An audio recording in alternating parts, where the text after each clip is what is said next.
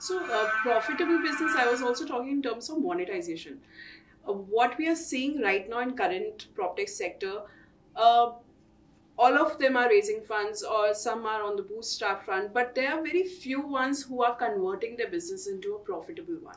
So my question was in terms of, do you think there's a certain tech which will, of course, like procurement, how he pointed out, will definitely always raise a profit business. But is there any other sector in PropTech which will garner a profitable business, which where the entrepreneurs can also monetize the tech, can also make the business quite profitable? I want to add on Kshitij's point from earlier, right? Tech alone, it's hard to build something out where just I'm selling the technology and I'm immediately making profits. Yeah. I think it has to go hand in hand with business model innovation, right? I also disagree with you in saying that there are no profitable prop tech companies. We've seen, say, something like co-working, for example, right? That's a business model innovation similar to co-living, and companies are either already profitable or very close to being profitable because it's some layer of technology along with business model innovation. Right. I think most industries things are going to be built similarly. In prop tech, I feel it's especially so. So is there a particular sector you want to point out, or like how we said, Contech is going to have a certain profitable business? Is there any other particular sectors you feel are going to have a bright future? It's like this, right? Real estate is by far the largest asset class in India. It affects most people in the country. I believe that any business model which is worthwhile will inevitably be profitable in the sector. I think it's hard to pick and choose. That's quite a safe answer given by Abhilash. What do you want to add to that, Sarabjeet? I think I said that I believe being into this industry from different lenses. When I entered, I entered as a real estate broker, helping people to choose what to buy from that bouquet available in the market through PropTiger, that tech platform. Then I moved to a developer, and then I moved to co-living sector, and now I'm building my own business where I'm trying to help people to choose the right investment product and which is backed by real estate. With all this experience, I think, again, I'll reiterate, property management, this is something which will pick with the help of technology. As he said that, only tech cannot, can help in that. There has to be a business model. So I think this business model, investment, because all the Gen Z, millennial, they want to buy real estate, but they don't want to stay there. They don't want to use it. They want to use it for for themselves. They want to invest into for multiple reasons: tax saving, ownership of a real estate. That's the aspiration, to buy a property in these larger cities. So I think that will grow a lot, and there all these users or buyers need a lot of technology because their day starts and ends with technology. So I think these two sectors, I truly believe that will grow a lot, and they'll be very much sustainable and profitable. Kshitij, your point? For me, it's mortgage tech. Essentially, if you look at mortgage penetration in India, we have about 11% mortgage to GDP ratio. In China, it's 18%. In the US, it's 56%. If we take in the next 5 years, there's a current $300 billion market for mortgages, projected to double to $600 billion. There's a huge scope in terms of how much financing can be given for assets that are already owned by Indian households. Because one of the Indian households hold a much higher proportion of their wealth in housing, real estate, land than do in other parts of the world, right? And it's something that has to do with our history, whatever it is, a combination of reasons, but it's not leveraged, right? And so there's a lot of innovation that has to be done in terms of increased mortgage access, refinancing, securitization of those mortgages, because that's not something that really exists right now because you don't have very good underlying data on the risk-value trade-off of individual properties, right? And so that's why for us, when we entered this sector, we said we'll first try to build enough of a data layer so to be able to then build innovations on top of that. But I think the future for me, at least in PropTech, is not exactly PropTech, it's somewhat of a fintech also, because you could say. But that's, I think, where the most interesting opportunity will be. Talking about technology, I want to understand from all of you, with the upcoming advent of technology like Metaverse, AI, ChatGPT, will we see a future in real estate where the physical touch points will get eliminated in India, or is it just talk? What is your take on that? Starting from you, Sarabjeet. Okay, so first of all, I appreciate all these technologies and happy to see them live. We were just talking, but now everything is live now. So I feel that it will bring a lot of change. But having said that, it will not eliminate the personal touch or that emotional touch which we want. As Indians, we're very emotional when we buy or invest into real estate and gold. We want that personal touch, so that relationship. So I don't think that will be eliminated 100%, but it will come down drastically. While making the final decision, yes, that would be required. But this all will bring a lot of understanding, clarity, and minimize the personal touch or physical touch when these kind of transactions are happening. So what do you think, Kshitij?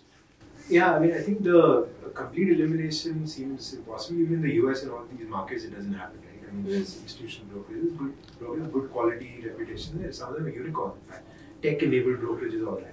But I think the process augmentation will be there in terms of standardization of processes, better transparency, reliability, and then the supply chain of providing different elements of that piece, ultimately, which will make the job a little easier, right? And also give some quality assurance, right? So, for instance, our case, we can say on the legal, due diligence side, technical due diligence, then there would be in terms of the documentation, maybe at some point different sub-register office will eliminate the need to go in person to register a property entirely, maybe, then that will also improve. So, but it has to be, I think it's in the context of all of these other things working out. It can't be, I think someone comes and says, I'll sell you a VR way to, sell houses. I don't think there's a market for that in India right now.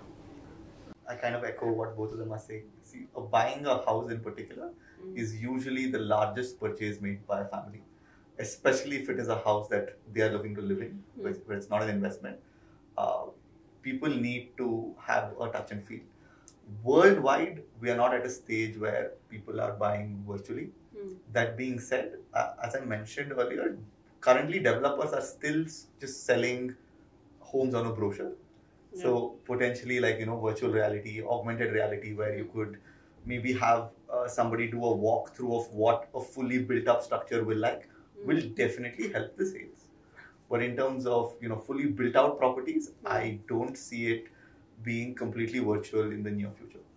So during pandemic, we noticed a lot of companies in VR space had collaborated with developers, and that time was the time where developers also took notice of how technology is going to help them sell. And we saw a lot of NRIs, even in Indian home buyers. We have noticed, even from Godrej and Embassy Coating, during pandemic they were selling houses directly from virtual also. It was helping them, which they never thought that this could happen. Ki Indian home buyers, जैसे आप लोग trust की बात कर रहे हैं कि every home buyer would like to have a touch and feel of it, or every home buyer would like to know कैसा दिखता है. But when it comes to branded developers association, and then when it comes to VR, people were opening up about it. So do you think it was just because of pandemic people were opening about this idea, or we will actually see this happening with the help of Metaverse also, where you can see exactly kaisa unit hai, kaun se unit mein kya bika hai, and you can see how that unit will look at? So I think it will help. There is no doubt about it. Even for the properties we sell, we do like a full walkthrough, and we have seen that it helps in getting a really high intent customer to the site, where maybe after spending 15 minutes in the property, they're able to, sign or do a booking. However, will it completely eliminate it? I'm not sure at this moment. Does anyone want to add to this? Yeah, I mean, I think I've been seeing it now for quite a few years. I think housing 8 years ago, they also had a product where you could do a walkthrough, and but it was a game. I mean, it's I think it was so there's two distinctions, right? So first, you have to separate the primary market from the secondary market. So 70% of India's real estate market is secondary, right? It was already built and you're reselling, so on. Then you have the primary market, which quite a few properties will not be built. In which case, you need a better way to visualize what the project will look like once it's built. Right? In that case, you could do a walkthrough of the tenant, which is basically what you have is an artist rendering Yeah. in a sort of more, 3D type of way. I mean, which, okay, yeah, I mean, it helps. But again, I think as Abhilash was saying, it helps you through that journey of finding out more and visualizing how the project will look like once it's done. But obviously the rest of the things that need to be taken care of in terms of the uncertainty associated with the project gets completed or not, I mean, those are not going away anytime soon. So I think it can help, but I find it hard to believe that it would eliminate the need to visit or at least meet with someone, before, or talk to someone on the phone before, making such a big decision. So maybe for Indian real estate buying, we'll see a bit of a slow momentum in this, because currently if you go ahead buying stuff for e-commerce website, people are going ahead and buying shoes ho ya kapde ho, but when it comes to home, like log bolte kapda, makan and roti, when it comes to home, you are still saying it's going to take time for it to completely get eliminated by technology, right? Yeah, definitely. And as the gentleman said that the cost of real estate is so high, it's the highest purchase for any home buyer, whether in India or abroad. So and there's an emotional touch also. But with these technologies, I think the process will take lesser time. The filtration will be very good, and minimal interaction, the human interaction will happen.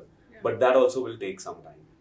So, Abhilash, Y Combinator has, taken few Indian Proptech companies off late, backing them up. How was your experience, or how was your learning with that kind of experience when Y Combinator got involved with Ivy Homes? So Y Combinator is one of the best accelerators in the world, right? And I think what they have really broken down to like almost like a science is how you end up spending the first 3 months in building a company, whether it is about building out like a proof of concept, whether it is about fundraising. And I think that is independent of sectors. And I think that's the biggest value add that any accelerator has. And Y Combinator does an especially good job with that. Is it true, like recent tweet I've read from a founder saying कि जो Y Combinator का form होता है, it's like a roadies interview. Like they will make sure that you are ready for each and every question, and then you submit the form. I mean, personally, I don't think that was the case. We had, when we applied, it maybe took us an hour and a half to get the whole thing done. Nice.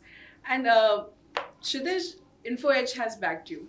How has been their role in your, how is the ecosystem of theirs has helped you, and how their role has been there for TEAL? Also, have you guys explored 99 acres, or are you planning to explore with them as well? Yeah, I mean, first of all, I have to say we were extremely lucky, to work with InfoEdge, and it's a really stellar set of entrepreneurs who built a business, an internet business from scratch, and really the heyday, early days of that entire sector. When hardly anyone had computers, and even fewer had the internet. But they started building, Naukri, and then 99 acres and so on. So, and they really know the Indian market really well, and particularly from a sales mindset, like what will sell, what not to over invest, or when to not believe the hype. Because I think they also saw a lot of hype cycles come and go, but they've sort of stood their ground in terms of what is a sustainable. There's a lot of respect, from there, and they've been very good in terms of providing different inputs, and we speak to them often, and so that has been very helpful. In terms of 99 acres, we've had different discussions with their team. They also have a really good team working in this space. They understand very well. They've seen also different cities. Well, they've built a good business in that, which is a space which is now very crowded. But they've sort of continued, having a very solid business there. So we've in fact had sales agreements with them, which is arm's length. So it's not because they're independently managed entity. So whatever we've done with them, and we keep on having discussions of how more we can provide there. But again, I think the distinction is our primary customers are the lending institution, and their work is not in that direction. So far, there is that bit of difference. But that said, in the future, maybe we might be able to integrate closely with them. Right.